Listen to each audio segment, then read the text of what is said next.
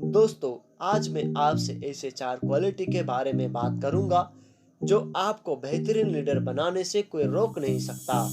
चलो ये 4 क्वालिटी क्या है जान लेते हैं। सदियों पहले रत्नाकर नाम के एक चोर हुआ करता था।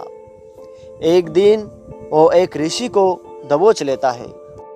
वह ऋषि रत्नाकर से पूछता है, ए बताओ तुम चोरी क्यों करते हो? रत्नाकर ने कहा, मैं निर्धन हूँ, मुझे अपने परिवार का भरण पोषण करना पड़ता है। मेरे पास कोई अन्य काम नहीं है। मैं हताश हूँ, इसीलिए मैं चोरी करता हूँ। वह ऋषि फिर से सवाल पूछता है, जो तुम करते हो उस पापों का बोझ क्या तुम्हारा परिवार उठाना चाहेगा? बिल्कुल चाहेंगे, कहते हुए रत्नाकर अपने प्रतिक्रिया के प्रति अनिश्चित हो जाता है। इसीलिए वो इस बात को जांचने का फैसला करता है। वो अपनी पत्नी और पुत्रों से पूछता है कि क्या तुम लोग मेरा पापों का बोझ उठाना चाहोगे? उसका पत्नी और पुत्र जवाब देता है कि क्यों, हमारा भरण पोषण करना तुम्हारा कर्तव्य है। तुम उसे कैसे करते हो वो तुम्हारी समस्या है, हमारी नहीं।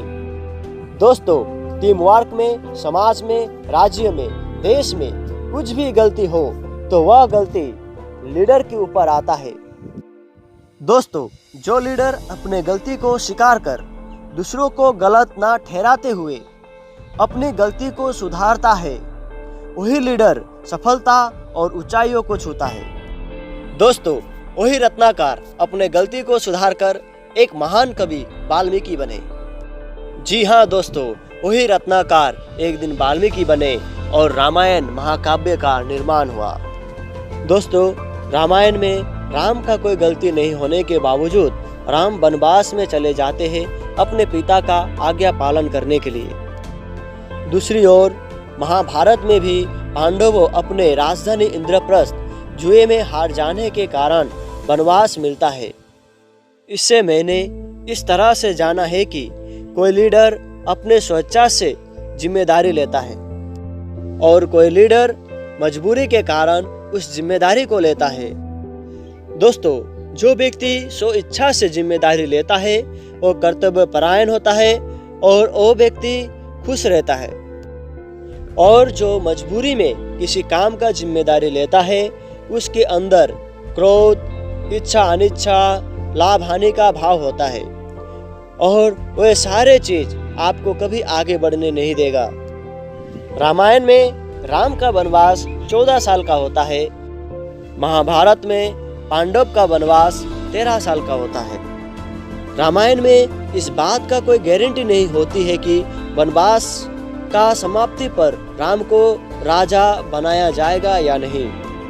दूसरी ओर महाभारत में पांडवों को वादा करते हैं कि पांडवों का वनवास समाप्ति होने पर राज्य लौटा दिया जाएगा। दोस्तों, राम का 14 साल का वनवास और राज्य मिलेगा या नहीं मिलेगा उसका कोई गारंटी नहीं होने के बावजूद भी राम को धैर्यवान और शांत दिखाया गया। दूसरी ओर पांडवों को वनवास काटना कष्टदायक, अन्यायपूर्ण दंड और बोझ के रूप में दिखाया गया। इससे हमें ये सीख मिलता है कि जो व्यक्ति विपरीत परिस्थिति में भी विचलित ना होकर धैर्य के साथ शांत होकर डटा रहता है, वही व्यक्ति आने वाले समय में एक महान लीडर बनता है। दोस्तों, अभी हमने जाना लीडर का पहला गुण है अपने गलती को सुधारना और दूसरा गुण है विपरीत परिस्थिति में भी धैर्यवान और शांत रहना। चलो आप तीसरा क्वालिटी क्या है जान लेते हैं। दोस्तों, राम के वनवास जाने के पीछे मंथरा और कैकेयी का हाथ था, पर राम ने कभी भी मंथरा और कैकेयी को दोषी नहीं ठहराया। दूसरी ओर पांडवों को वनवास जाने के पीछे शकुनी मामा को दोषी ठहराया गया, जबकि पांडवों अपने शर्त के मुताबिक जाना पड़ा था। दोस्तों, इस घटना से हमें ये सीख मिलता है कि एक अच्छे लीडर किसी भी स्थिति में किसी को भी दोषी नहीं ठहराते। वह जानते हैं कि भाग्य या दुर्भाग्य कोई प्रकार शक्तियाँ द्वारा नियंत्रित होता है। दोस्तों, एक अच्छे लीडर अपने हार के कारण किसी और को दोषी नहीं ठहराते। तो अभी हमने जाना कि तीसरा गुण यही है कि किसी को दोषी नहीं ठहराना। तो अब जानेंगे कि वो चौथा गुण क्या है।